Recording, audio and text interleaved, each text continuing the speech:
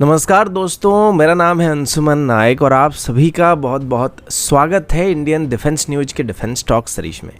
जहां पर हम रोज नए नए डिफेंस अपडेट्स के बारे में बात करते हैं। तो चलिए देर न करते हुए आज की वीडियो शुरू करते हैं।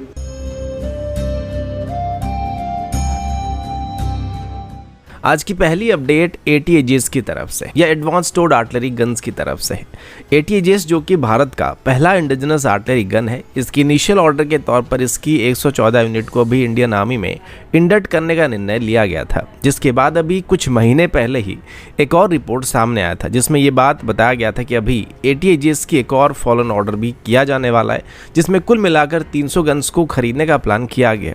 अब इस डील को लेके कुछ अपडेट अभी सामने आ रहा है, जिसमें ये बात बताया जा रहा है कि इस डील को इसी साल के अंदर ही फाइल कर दिया जाएगा। अब इस डील में खरीदे जाने वाले 300 ATAGS में से टाटा एडवांस सिस्टम और कल्याणी ग्रुप के बीच एक बिडिंग प्रोसेस को करने का प्लान किया गया, जिसमें L1 बिडर को यानी कि सबसे कम बिड करने वाले कंपनी को टोटल ऑर्डर के 60% और L2 बिडर को 40% ऑर्डर मिलने वाला है। इसी बीच पिछले साल ATAGS को लेके कुछ इश्यूज सामने आए थे और जब इसका फाइनल यूजर ट्रायल चल रहा था तभी इसका बैरल फटने की वजह से इसे वापस टेस्टिंग में भेजने का प्लान किया गया था। लेकिन अभी बात बताया जा रहा है कि अभी सभी टेस्टिंग को कंप्लीट किया जा चुका और अभी इनको जल्दी से जल्दी इंडियन आर्मी अपनी सर्विस में शामिल करना चाहता है, क्योंकि वर्तमान चाइना हमारे लिए एक मेजर खतरा बन चुका है और चाइना की तरफ से लाइन ऑफ एक्चुअल कंट्रोल के करीब अपनी 155 mm स्टैंडर्ड के आर्टिलरी गन्स को डिप्लॉय किया जा रहा है, जिनको काउंटर करने के लिए हमारे पास सभी सेम स्टैंडर्ड की आर्टिलरी गन मौजूद नहीं है, जिस वजह से अभी इमरजेंसी बेसिस पर ATAGS को जल्दी इंडियन आर्मी अपनी सर्विस में शामिल करने का प्लान कर रहा है।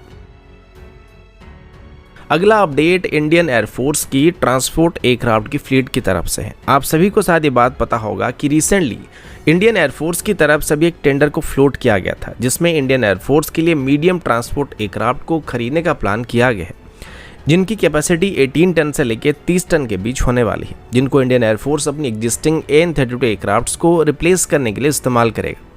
इसी में अभी एयरबस की तरफ से अपनी A400M एयरक्राफ्ट को भारत को ऑफर करने की तैयारी किया जा रहा है, क्योंकि इस टेंडर में एयरबस की C295 एयरक्राफ्ट पार्टिसिपेट नहीं कर सकता है, तो एयरबस यहां पर अपनी A400M एयरक्राफ्ट को इंडियन एयरफोर्स को ऑफर करना चाहता है। अब एयरबस के पास यहाँ पर एक बहुत ही बड़ी एडवांटेजेस है और वो ये है कि वर्तमान टाटा और एयरबस की जॉइंट फैसिलिटी जहाँ पर अभी C295 एयरक्राफ्ट को बनाया जाने वाला है, आगे चल के इस एयरक्राफ्ट को भी यहीं पर बनाया जा सकता है। एयरबस की तरफ से ये नहीं कहा जा रहा है कि वो अभी A400 सीरीज एयरक्राफ्ट को भारत को ऑफर करेंगे, बल्कि एयरबस का ये कहना है कि वो भारत में अभी A400M एयरक्राफ्ट का एक सप्लाई चेन को एस्टेब्लिश करना चाहते हैं, जो कि इनडायरेक्टली A400M एयरक्राफ्ट के लिए एक बहुत ही बड़ी पॉजिटिव साइड होने वाला है। इसके अलावा एयरक्राफ्ट इंडियन एयरफोर्स की स्टैंडर्ड के रूल के मुताबिक भी थोड़ा ओवर क्वालिफाइड हो जाता है, क्योंकि A400M की बात करें तो एक 37 टन क्लास का एयरक्राफ्ट है, जो कि एक स्ट्रेटेजिक एयरलिफ्टर की कैटेगरी में आता है और इसका रेंज भी काफ़ी ज़्यादा होता है, जिससे लंबी दूरी के मिशन में हम लोग इस्तेमाल कर सकते हैं। लेकिन हमको यहाँ पर एक मीडियम लिफ्ट कैटेगरी के एयरक्राफ्ट की ज़रूरत है, जो कि 18 टन से लेकर 30 टन के बीच होना ज़रूरी है।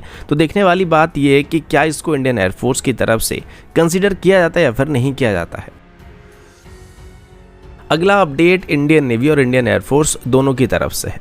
आप सभी को पता होगा कि अभी आने वाले कुछ दिनों में हमारे prime minister Narendra Modi ji France और US दोनों की विजिट पर जाने वाले हैं और उनकी इस विजिट पर फ्रांस और यूनाइटेड स्टेट दोनों की नज़र बना हुआ है, क्योंकि इस दौरान इंडियन नेवी के लिए खरीदे जाने वाले 26 कैरियर बेस्ड फाइटर जेट की टेंडर में जीतने वाले का नाम को अनाउंस किया जा सकता है। एक तरफ फ्रांस की तरफ से दावा किया जा रहा है कि आगे चल के इसमें इंडियन नेवी की तरफ से रफाल M को ही सिलेक्ट किया जाने वाला है, तो दूसरी तरफ जब हमारे prime minister Narendra Modi ji United state की विजिट पर जाने वाले हैं, तभी यूनाइटेड स्टेट की तरफ से भी भारत को यहाँ पर पूरी तरीके से इंप्रेस करने की कोशिश किया जाने वाला है और इसमें यूनाइटेड स्टेट की तरफ से अपनी F-18 सुपर हॉर्नेट को भारत को पुश करने की कोशिश किया जा सकता है। हालांकि नेवी की टेस्टिंग के दौरान रफाल M और F-18 दोनों ही हमारी सभी रिक्वायरमेंट में फिट आए थे, पर इसमें आखिर में किस एयरक्राफ्ट को सिलेक्ट किया जाएगा, खरीदा जाएगा, ऑफिशियली अनाउंस करने के बाद ही पता चलने वाला है। इसके अलावा आपने सुना होगा कि अभी एक दिन पहले ही गवर्नमेंट की तरफ से तेजस MK2 के लिए फंडिंग को रोकने का प्लान किया गया था, क्योंकि जब तक HAL की तरफ से जनरल इलेक्ट्रिक के साथ अब उनकी 414 सीरीज के इंजन को लेके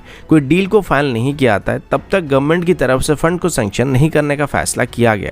और इसमें दिक्कत इन इंजन की इंटेलेक्चुअल प्रॉपर्टी को लेकर और इनकी टेक्नोलॉजी ट्रांसफर को लेकर आ रही है।